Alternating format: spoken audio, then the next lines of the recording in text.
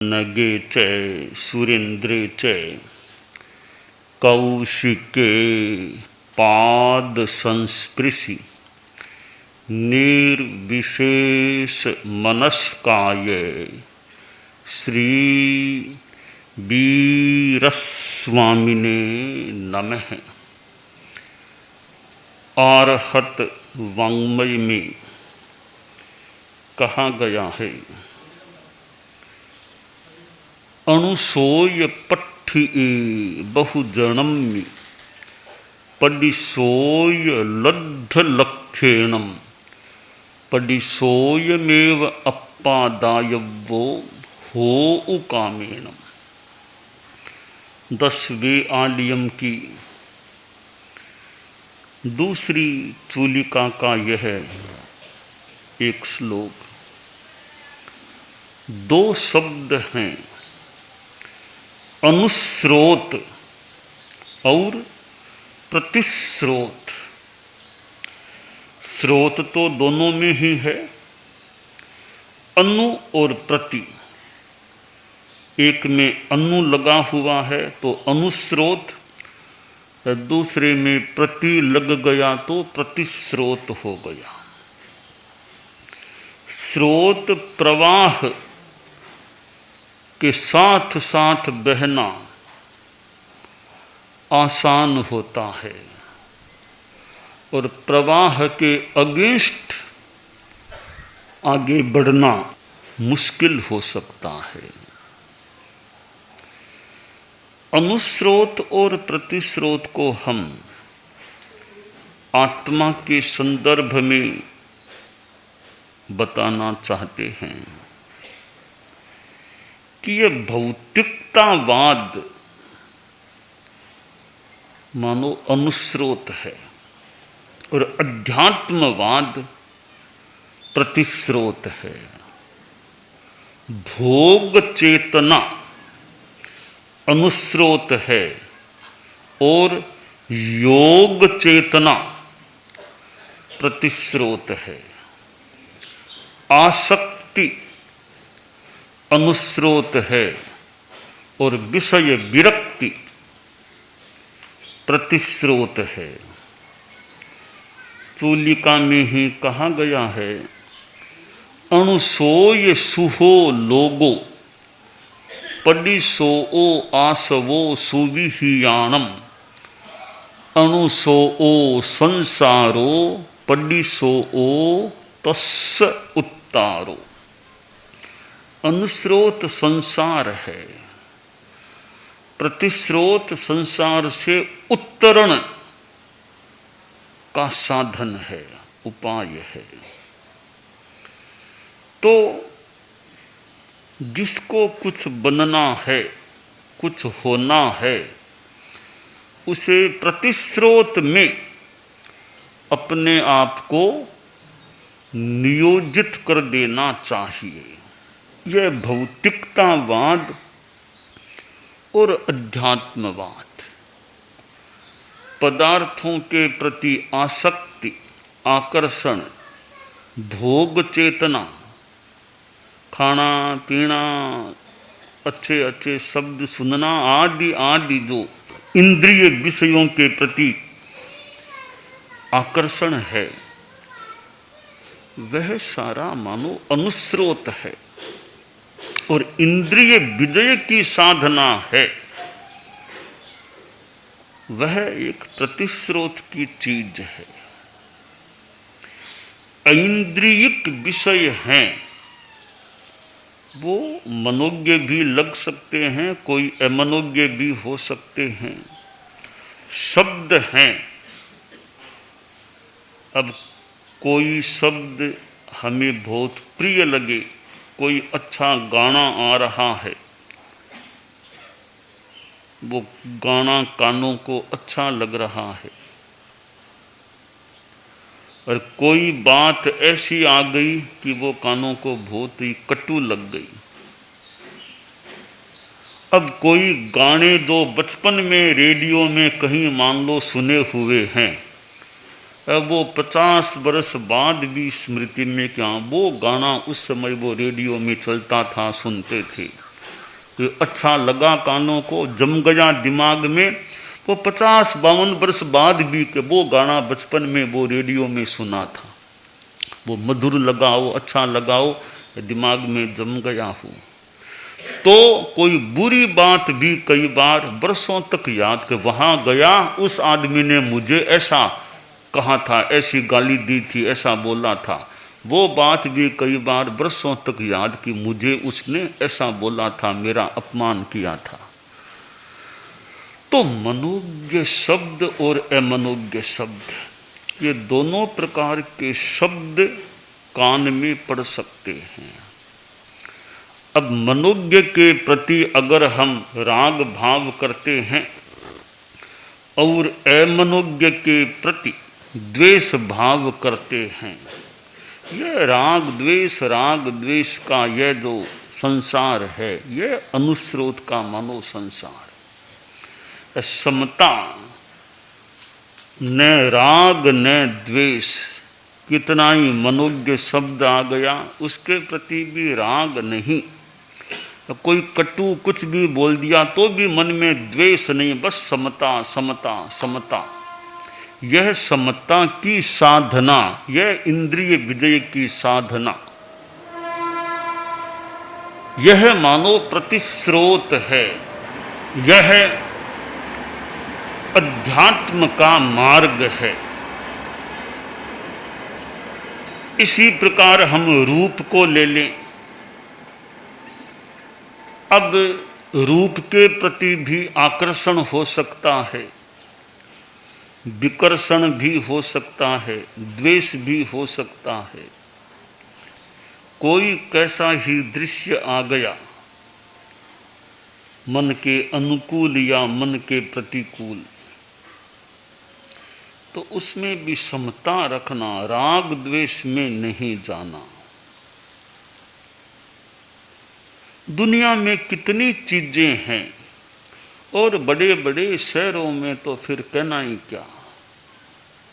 ये मुंबई जैसे बड़े शहर हैं, इधर सूरत है और है, बड़े बड़े शहर हैं, कितने भौतिकता की चीजें वहाँ मिल सकती हैं,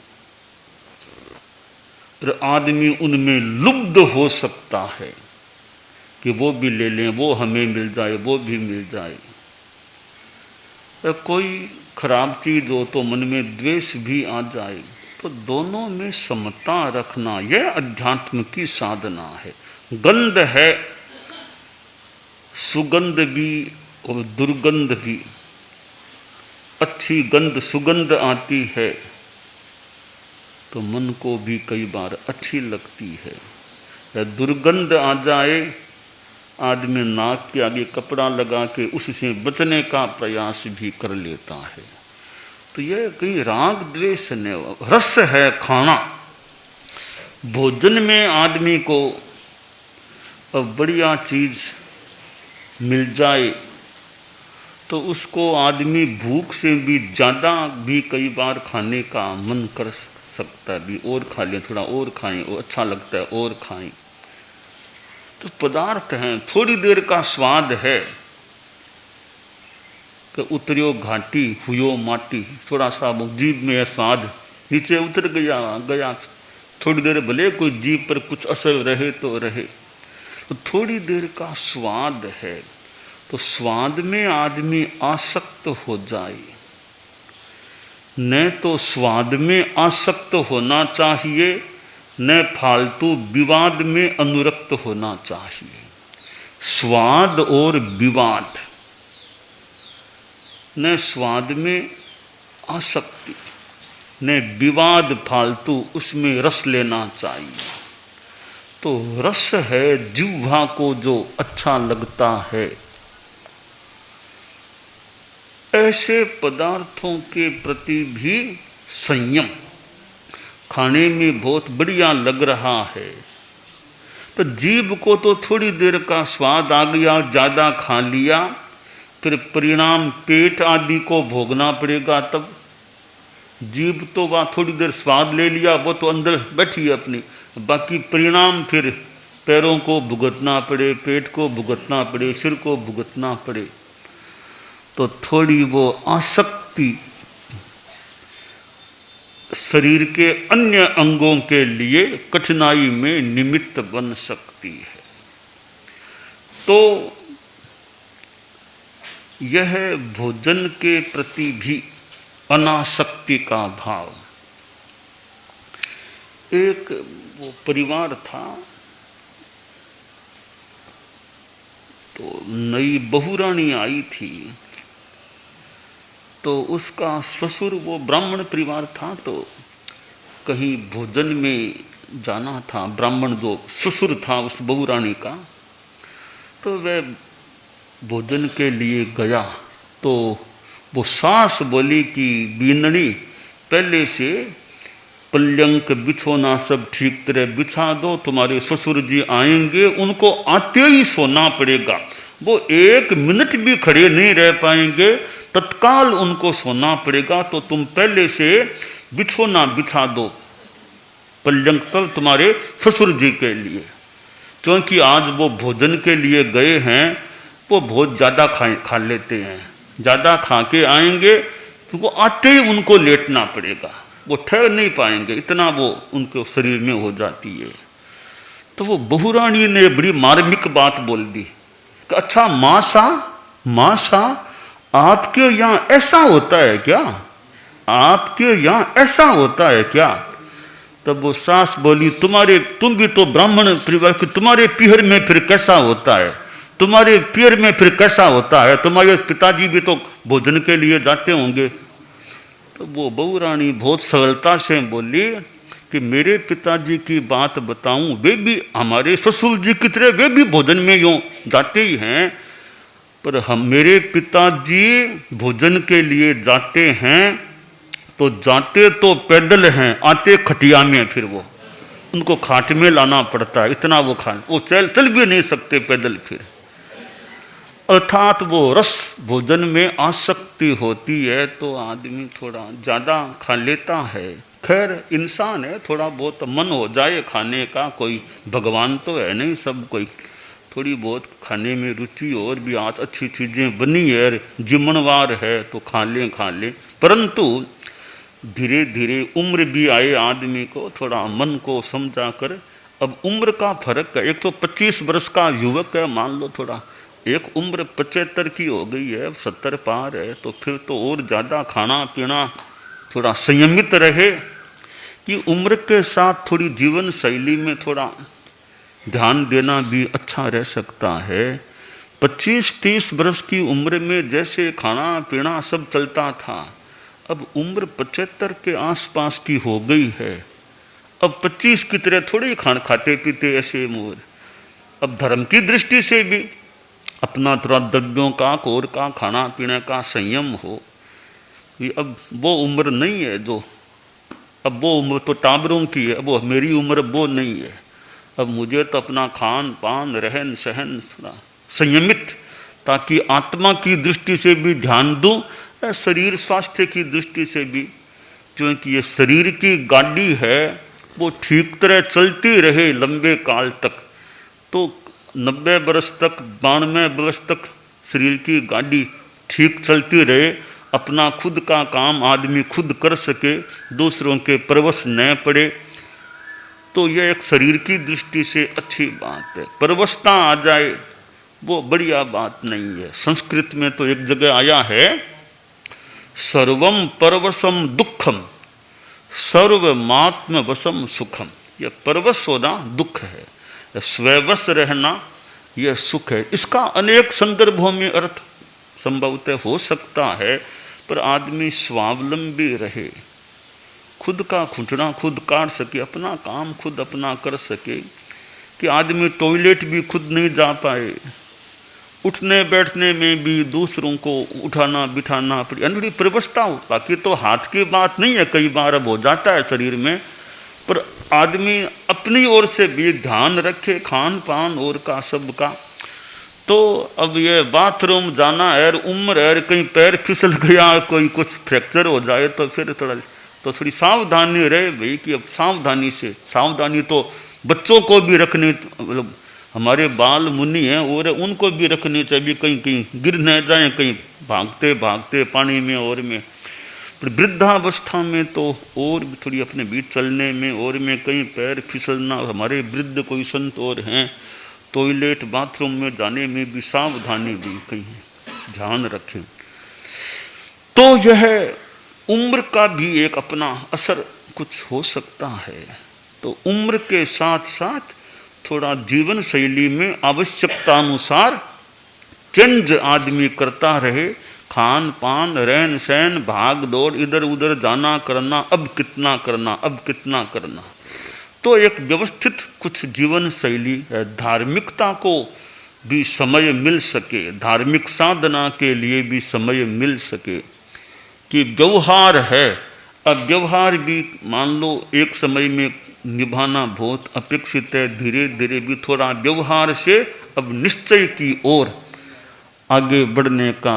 अब आप गृहस्थों के कितना व्यवहार होता है, आपके रिलेटिव की शादी है तो शादी के लिए राजस्थान जाओ भी वहाँ शादी हो रही है, इतना दूर चाहे 2 दिन के लिए जाना पर जाना तो पड़ेगा अभी के परिवार में उनके शादी है, पोते की शादी है, कि भाई के बेटे की शादी है और की शादी है। क्यों कि व्यवहार निभाना है, रिलेटिव हैं तो वो गृहस्थ जीवन का व्यवहार है, वो निभाने के लिए आपको कहाँ से कहाँ जाना होता है। अब साधु हैं, अब इनको अपेक्षित नहीं है, राजस्थान में इनके नातिलों की शादी हो रही है, शादी हो रही है तो हो रही है, इनको मतलब नहीं वहाँ राजस्थान जाने की कोई शादी के लिए। क्यों कि ये व्यवहार से इस संदर्भ में कुछ ऊपर उठ गए। तो न तो वो बुरा मानेंगे भी कि महाराज आए नहीं हमारी शादी में, तो न तो बुरा मानेंगे, न जाने की जरूरत है, क्योंकि जानते हैं ये महाराज संत हैं, ये तो इस व्यवहार से ऊपर उठ गए हैं, अब ये नातिलों के लिए कोई शादी और में कुछ नहीं आएंगे ऐसे। तो व्यवहार का एक अपना क्षेत्र है और व्यवहार से फिर निश्चय की ओर प्रयाण जितना उचित हो वो निश्चय यानी आत्मा की ओर फिर प्रयाण हो। तो अनुस्रोत और प्रतिस्रोत, ये अनुस्रोत है वो संसार है और प्रतिस्रोत है वो अध्यात्म है, संसार से उत्तार है, संसार से तरने का मार्ग होता है।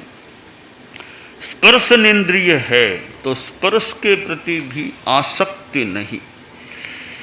अब स्पर्श, अब कई बार हवा ठंडी, गर्मी में ठंडी हवा चले तो कितना अच्छा, हवा का स्पर्श शरीर को कितना बढ़िया, वो ठंडी हवा आ रही है, ठंडी तो ठंडी हवा आ रही है, उसमें भी वो आसक्ति का भाव नहीं, तो ठीक है आ रही है तो समता भाव। तो जो अनेक प्रकार के, ये तो छोटी बात है हवा की, तो और भी कई स्पर्श संबंधी बातें हो सकती है। ये शीत उष्ण आदि आदि स्पर्श हैं, सॉफ्ट है कठोर है, 8 जो स्पर्श बताए गए हैं, स्निग्ध है रुक्ष है लघु है गुरु है, तो स्पर्शों के प्रति भी समता भाव। तो यह समता की साधना भगवान महावीर ने कैसी कितनी साधना, 12.5 लगभग 2 वर्षों का, 12.5 वर्षों का लगभग जो साधना काल रहा, कितने प्रतिकूल अनुकूल क्या क्या प्रसंग उनके सामने आए होंगे, उन सब में समता। तो साधु खैर भगवान महावीर तो बहुत बड़े व्यक्ति थे, उनकी बराबरी तो मान लो अभी हमारे लिए मुश्किल हो सकती है, परंतु अपने ढंग से हम भी समता की साधना करें। साधु को समता की साधना करनी ही चाहिए, समतावान होना चाहिए।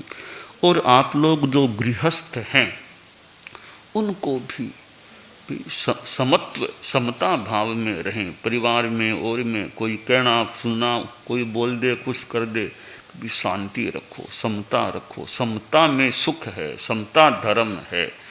तो कोई बोल गया परिवार में, ठीक है अभी सुन लो, मौके पर कभी बताना होगा, देखते हैं, अभी शांति रखो सुन लो, बराबर बोलना ठीक नहीं है, हम बोलेंगे फिर वो इससे बात बढ़ सकती है।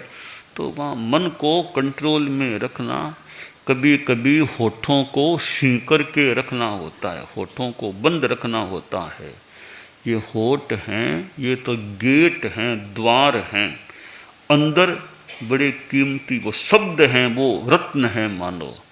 तो इन रत्नों को हर कहीं हम बाहर न निकालें, जहाँ अपेक्षित है वहाँ निकालना ठीक हो सकता है, बाकी भी कहाँ बोलना कहाँ नहीं बोलना, कलह होता हो तो भी फालतू कहीं बात बढ़ न जाए। अभी हमें गंभीरता रखनी है, होठों को बंद करके रखना है, कहने की बात मौके पर कभी कह भी सकेंगे।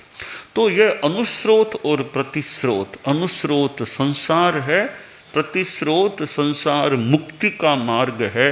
हम प्रतिस्रोत की दिशा अध्यात्म की साधना में आगे बढ़ने का प्रयास करते रहें, यह काम्य है।